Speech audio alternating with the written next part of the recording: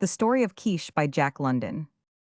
Keesh lived long ago on the rim of the polar sea, was head man of his village through many and prosperous years, and died full of honors with his name on the lips of men. So long ago did he live that only the old men remember his name and the tale, which they got from the old men before them, and which the old men to come will tell to their children, and their children's children down to the end of time. And the winter darkness, when the north gales make their long sweep across the ice back, and the air is filled with flying white, and no man may venture forth, is the chosen time for the telling of how Keesh, from the poorest igloo in the village, rose to power and place over them all.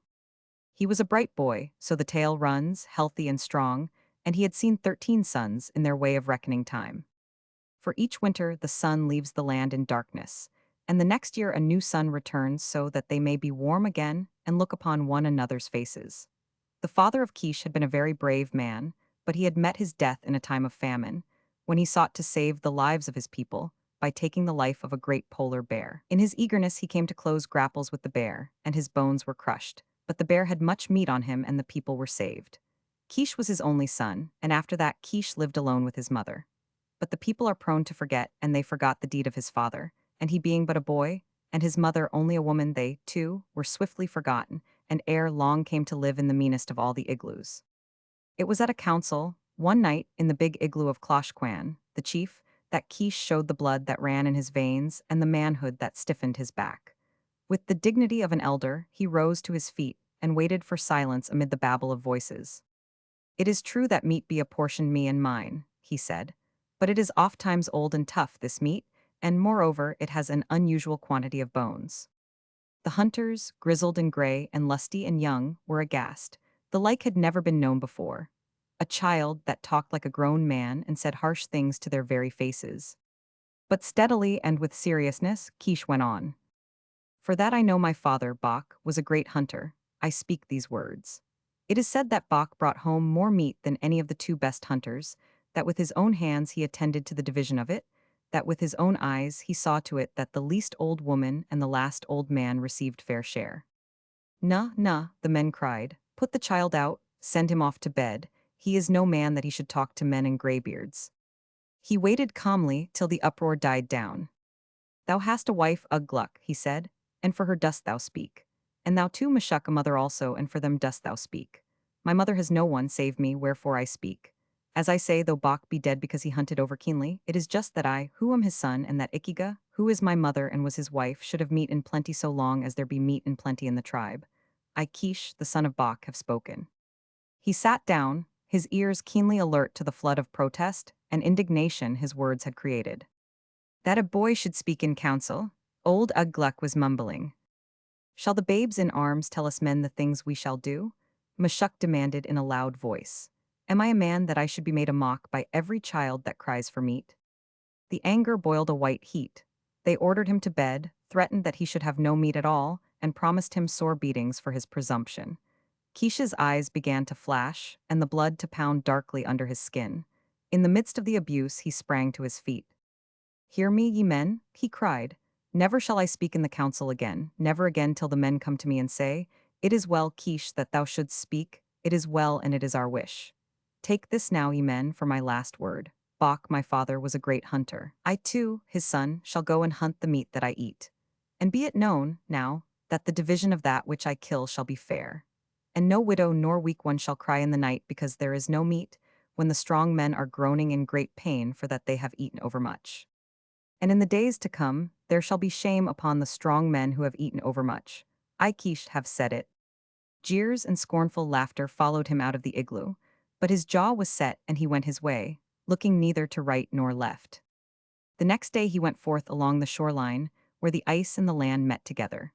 Those who saw him go noted that he carried his bow, with a goodly supply of bone-barbed arrows, and that across his shoulder was his father's big hunting spear. And there was laughter and much talk at the event.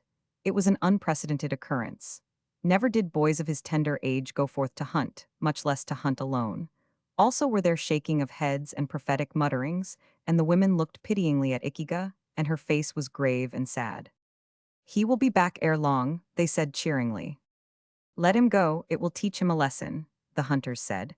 And he will come back shortly, and he will be meek and soft of speech in the days to follow. But a day passed, and a second, and on the third a wild gale blew, and there was no Keesh. Ikiga tore her hair and put soot of the seal oil on her face in token of her grief. And the women assailed the men with bitter words in that they had mistreated the boy and sent him to his death. And the men made no answer, preparing to go in search of the body when the storm abated. Early next morning, however, Keesh strode into the village, but he came not shamefacedly. Across his shoulders he bore a burden of fresh-killed meat, and there was importance in his step and arrogance in his speech. "Go, ye men, with the dogs and sledges, and take my trail for the better part of a day's travel," he said. "There is much meat on the ice, a she-bear and 2 half-grown cubs." Ikiga was overcome with joy, but he received her demonstrations in manlike fashion, saying, "Come, Ikiga, let us eat. And after that I shall sleep, for I am weary." And he passed into their igloo and ate profoundly, and after that slept for 20 running hours. There was much doubt at first, much doubt and discussion. The killing of a polar bear is very dangerous, but thrice dangerous is it, and 3 times thrice to kill a mother bear with her cubs. The men could not bring themselves to believe that the boy Keesh, single-handed, had accomplished so great a marvel. But the women spoke of the fresh-killed meat he had brought on his back, and this was an overwhelming argument against their unbelief. So they finally departed, grumbling greatly that in all probability, if the thing were so, he had neglected to cut up the carcasses. Now in the north it is very necessary that this should be done as soon as a kill is made. If not, the meat freezes so solidly as to turn the edge of the sharpest knife, and a 300-pound bear, frozen stiff, is no easy thing to put upon a sled and haul over the rough ice.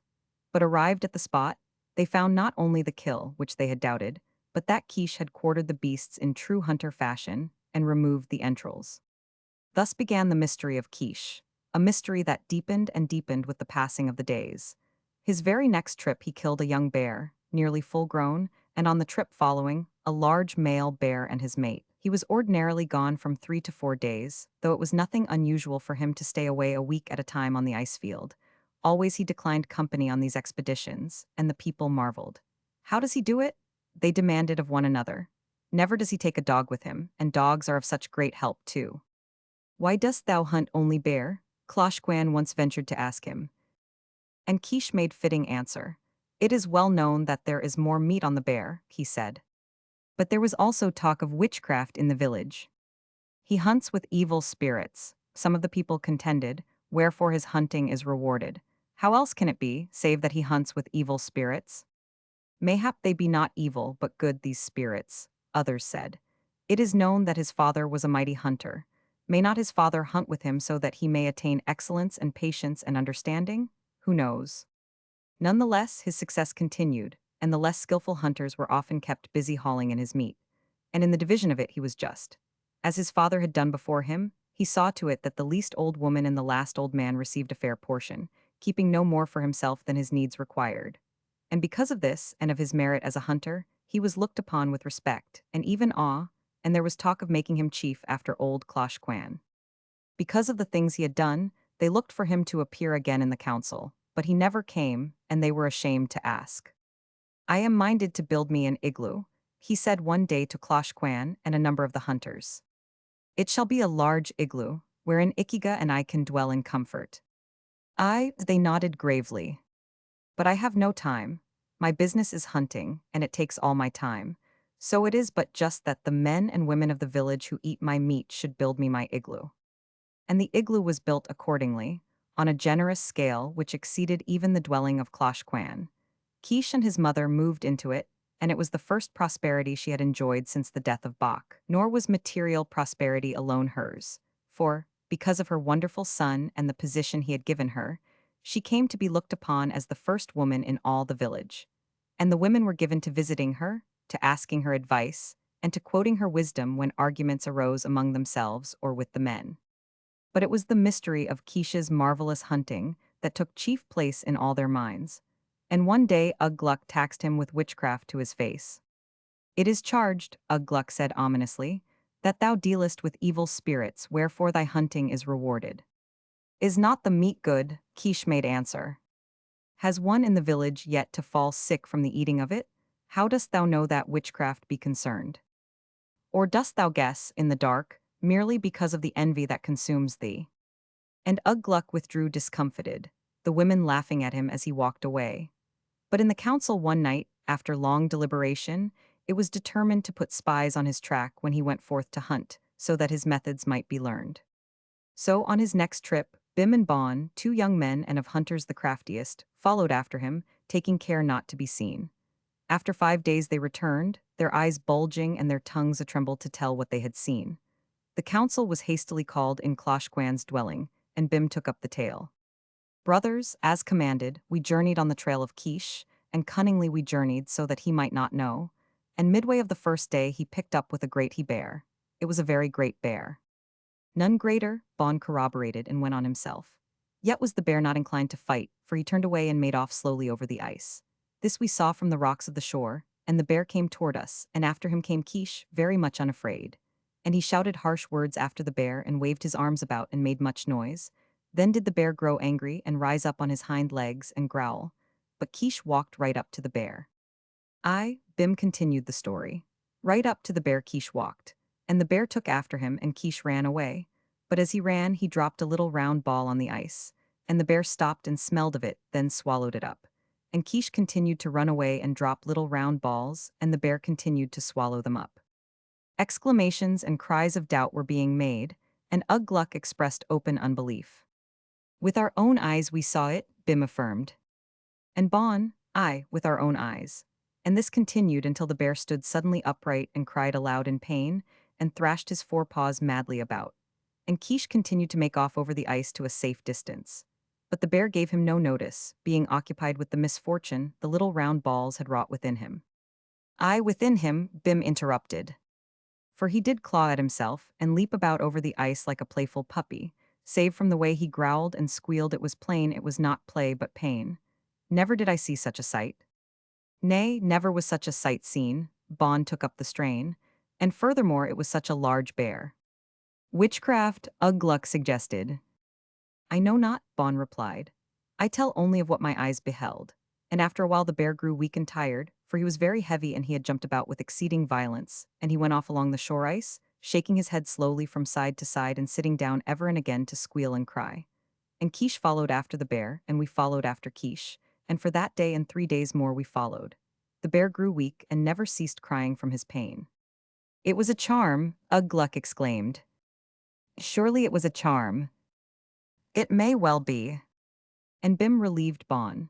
The bear wandered, now this way and now that, doubling back and forth and crossing his trail in circles, so that at the end he was near where Keesh had first come upon him. By this time he was quite sick, the bear, and could crawl no farther, so Keesh came up close and speared him to death. And then, Kloshkwan demanded. Then we left Keesh skinning the bear, and came running that the news of the killing might be told. And in the afternoon of that day, the women hauled in the meat of the bear, while the men sat in council assembled. When Keesh arrived, a messenger was sent to him, bidding him come to the council. But he sent reply, saying that he was hungry and tired, also that his igloo was large and comfortable and could hold many men. And curiosity was so strong on the men that the whole council, Kloshkwan to the fore, rose up and went to the igloo of Keesh. He was eating, but he received them with respect and seated them according to their rank. Ikigo was proud and embarrassed by turns, but Keesh was quite composed. Kloshkwan recited the information brought by Bim and Bon, and at its close said in a stern voice, So explanation is wanted, O Keesh, of thy manner of hunting. Is there witchcraft in it? Keesh looked up and smiled. Nay, O Kloshkwan, it is not for a boy to know aught of witches, and of witches I know nothing. I have but devised a means whereby I may kill the ice bear with ease, that is all. It be headcraft, not witchcraft. And may any man. Any man. There was a long silence. The men looked in one another's faces, and Keesh went on eating. And wilt thou tell us, O Keesh? Kloshkwan finally asked in a tremulous voice. Yea, I will tell thee. Keesh finished sucking a marrowbone and rose to his feet. It is quite simple, behold. He picked up a thin strip of whalebone and showed it to them. The ends were sharp as needle points. The strip he coiled carefully till it disappeared in his hand. Then, suddenly releasing it, it sprang straight again. He picked up a piece of blubber. So, he said, one takes a small chunk of blubber thus and thus makes it hollow. Then into the hollow goes the whalebone, so tightly coiled, and another piece of blubber is fitted over the whalebone. After that, it is put outside where it freezes into a little round ball. The bear swallows the little round ball, the blubber melts, the whalebone with its sharp end stands out straight, the bear gets sick, and when the bear is very sick, why, you kill him with a spear. It is quite simple. And Ugg Gluck said, "Oh," and Kloshkwan said, "Ah," and each said something after his own manner, and all understood. And this is the story of Keesh, who lived long ago on the rim of the polar sea.